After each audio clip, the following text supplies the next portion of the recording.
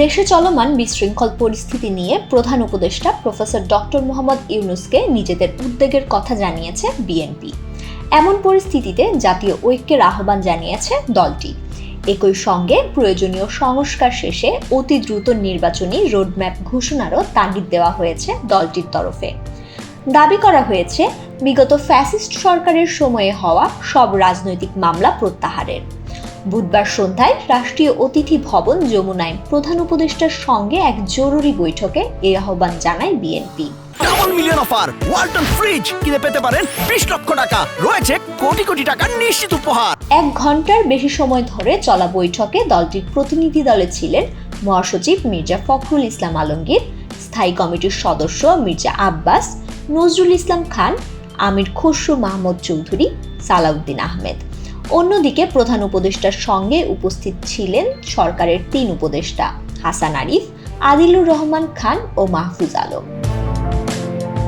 বৈঠক শেষে মির্জা ফখরুল ইসলাম আলমগীর বলেন, কয়েকদিন ধরে চলমান আইন শৃঙ্খলা পরিস্থিতি নিয়ে আমরা আমাদের দলের পক্ষ থেকে উদ্বেগ জানিয়েছি প্রধান উপদেষ্টার কাছে।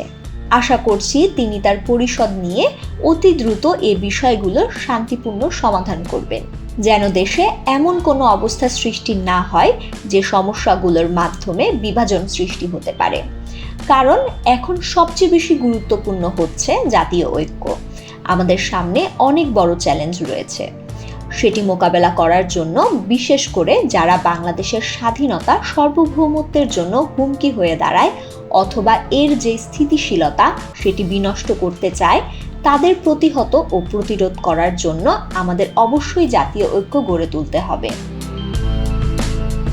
অন্যদিকে প্রধান উপদেষ্টার প্রেস সচিব শফিকুল আলম বলেন, খুবই সৌহার্দ্যপূর্ণ পরিবেশে মিটিং হয়েছে।